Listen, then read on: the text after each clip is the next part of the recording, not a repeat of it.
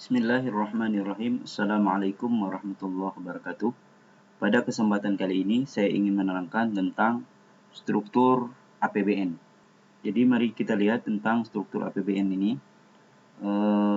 Yang pertama, bahwa perlu diketahui anggaran pendapatan dan belanja negara adalah suatu entitas yang mengemban amanat rakyat. Pemerintah dalam melaksanakan hak dan kewajibannya harus memiliki rencana yang matang. Jadi rencana tersebut dipakai sebagai pedoman dalam setiap pelaksanaan tugas negara, termasuk pula dalam hal pengurusan keuangan. Di anggaran pendapatan dan belanja negara ini merupakan amanat rakyat yang harus dijalankan oleh pemerintah. Nama ini tentunya adalah pemerintah pusat. Kemudian yang kedua, setiap tahun pemerintah menghimpun dan belanjakan dana triliunan rupiah melalui APBN. Jadi apapun belanja pemerintah itu dilakukan lewat APBN. Penyusunan APBN merupakan rangkaian aktivitas yang melibatkan banyak pihak, termasuk departemen, lembaga, DPR. Peran DPR dalam hal ini sebagai otoritas yang mengawasi arus keluarnya dana APBN. Lihat. Kemudian sesuai dengan Undang-Undang 1945, APBN harus diwujudkan dalam bentuk undang-undang. Jadi setiap tahun APBN ini ditetapkan dalam undang-undang. Namanya Undang-Undang APBN. Dalam hal ini Presiden berkewajiban menyusun dan mengajukan rancangan APBN kepada DPR. Jadi rancangan APBN ini disusun oleh pemerintah, dalam hal ini Presiden, kemudian diajukan ke DPR.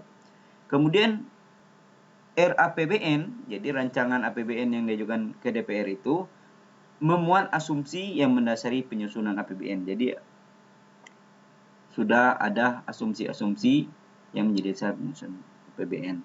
Kemudian juga perkiraan penerimaan, kemudian pengeluaran, kemudian transfer, kemudian defisit atau surplus, kemudian pembiayaan defisit dan kebijakan pemerintah. Ruang lingkup APBN terdiri dari satu rekening ya.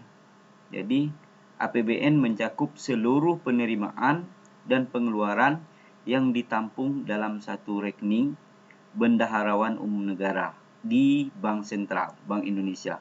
Jadi pengeluaran dan penerimaan APBN itu ditampung dalam rekening Bendaharawan Umum Negara di Bank Sentral, Bank Indonesia. Pada dasarnya semua penerimaan dan pengeluaran pemerintah harus dimasukkan dalam rekening tersebut. Kemudian, sesuai dengan peraturan pemerintah perundang-undangan yang terkait pengelolaan APBN, semua penerimaan dan pengeluaran harus tercakup dalam APBN.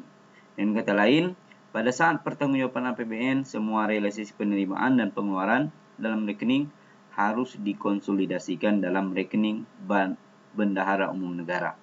Semua penerimaan dan pengeluaran yang telah dimasukkan dalam rekening BUMN adalah dalam rekening BUN adalah merupakan penerimaan dan pengeluaran on budget. Jadi penerimaan dan pengeluaran berdasarkan budget.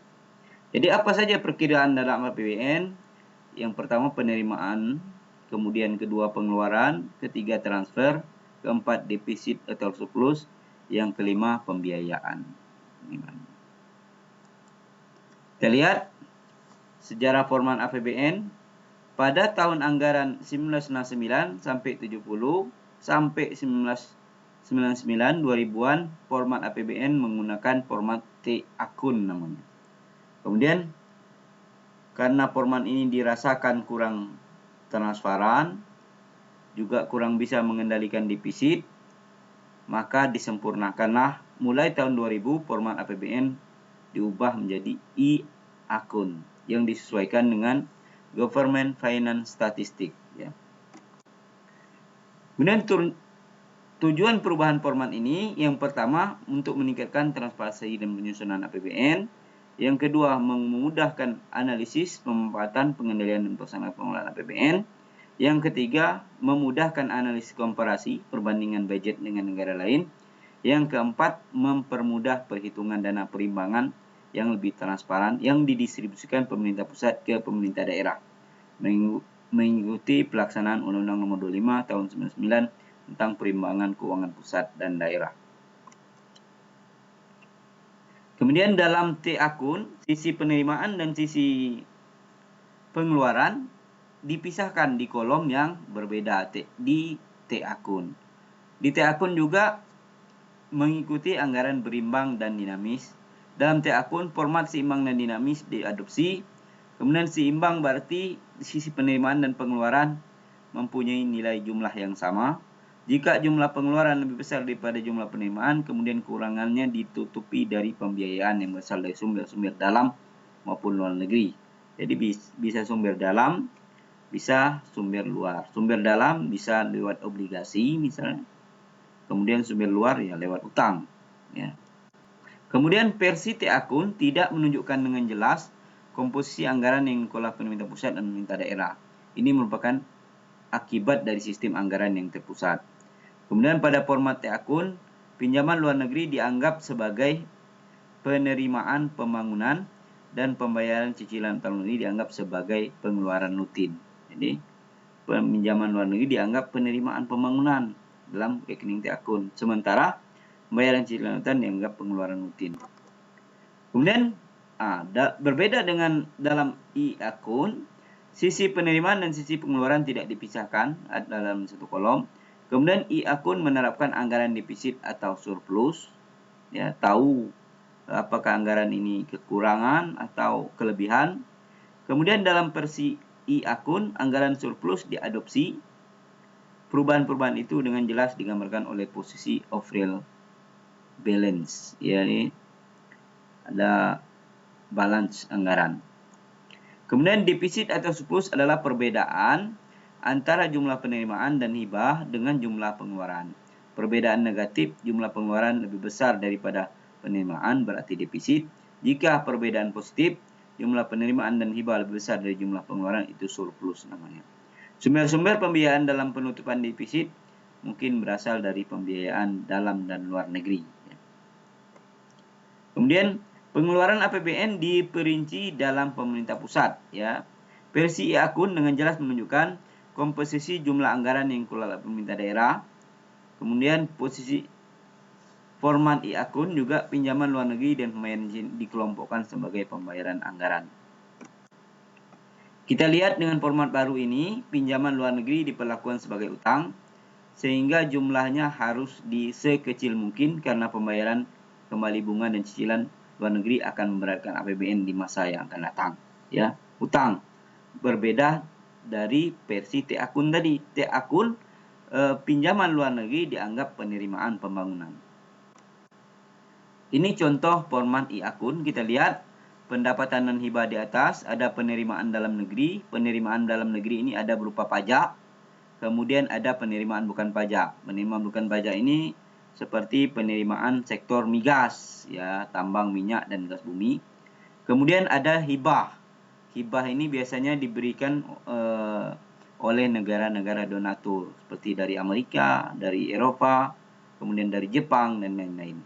Kemudian ada belanja negara. Belanja negara terdiri dari satu anggaran belanja pemerintah pusat, ada pengeluaran rutin seperti gaji, ATK dan lain-lain. SPPD juga termasuk anggaran rutin. Kemudian ada pengeluaran pembangunan untuk pembangunan infrastruktur, pembangunan kesehatan, pembangunan sekolah dan lain-lain.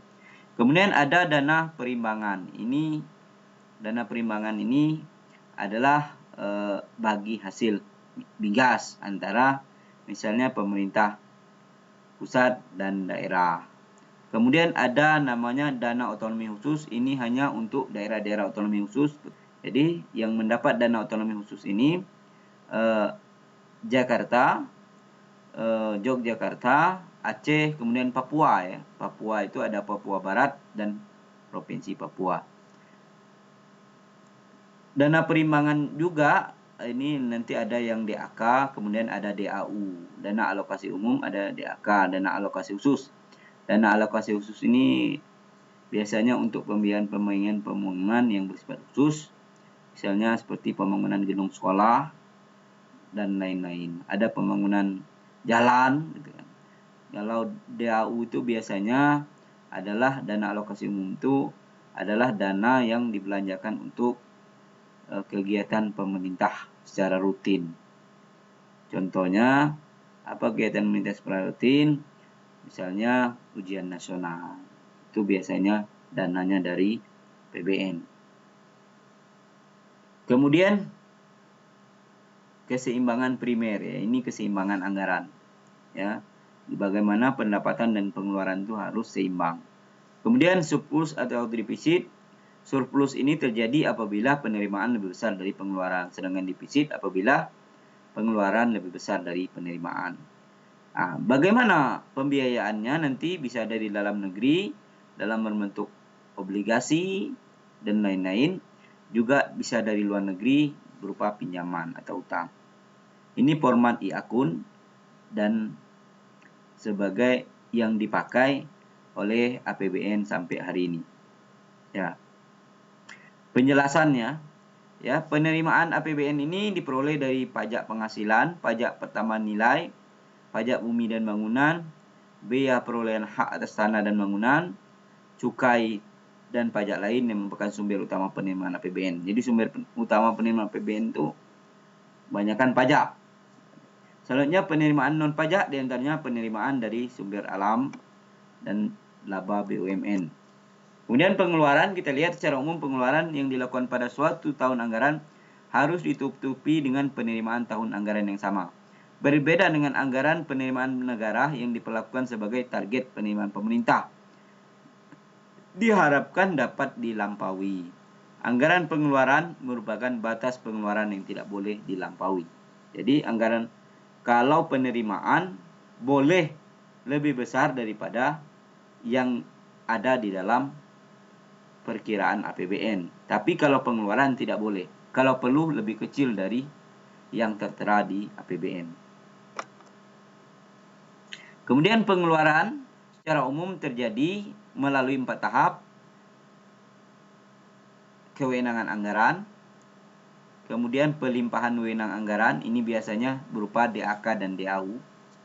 Jadi ada beberapa anggaran yang dilimpahkan kepada daerah untuk dibelanjakan, ya. Ada berupa jalan-jalan nasional itu, misalnya yang ada di Provinsi Jambi itu biasanya dilimpahkan kepada, ada yang dilimpahkan kepada PU, termasuk misalnya pembangunan gedung sekolah, ya, pembangunan rumah sakit, ada juga yang dilimpahkan kepada daerah. Kemudian kewajiban, ya. Kewajiban ini biasanya kewajiban membayar utang dan cicilannya. Utang, cicilan, dan bunga, ya. Kemudian realisasi pengeluaran. Ini 4 tahap. Dana perimbangan 3 jenis ini, dana bagi hasil penerimaan, ya, penerimaan migas biasanya ada bagi hasilnya. Kemudian dana alokasi umum dan dana alokasi khusus. Kemudian ada dana otonomi khusus biasanya untuk daerah-daerah yang khusus, ya, seperti Aceh, Papua yang tadi saya bilang, Jakarta, Papua Barat. Ya. Ini dilakukan untuk meningkatkan kesejahteraan masyarakat dan mengurangi ketertinggalan provinsi tersebut. Defisit dan surplus tadi sudah saya terangkan. Kemudian keseimbangan primer adalah total penerimaan dikurangi belanja tidak termasuk pembayaran bunga. Sedangkan keseimbangan umum adalah total penerimaan dikurangi total pengeluaran termasuk pembayaran bunga. Itu perbedaan antara keseimbangan primer dan keseimbangan umum. Jadi dalam tampilan APBN dikenal 2 istilah defisit anggaran, keseimbangan primer dan keseimbangan umum. Kemudian pembiayaan tadi sudah saya sebut, dari obligasi, bisa dari hutang, pinjaman program, dan penyaluran kembali hutang.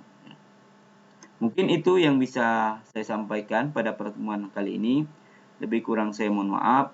Wallahul muwaffiq ila aqwamit thoriq. Wassalamualaikum warahmatullahi wabarakatuh.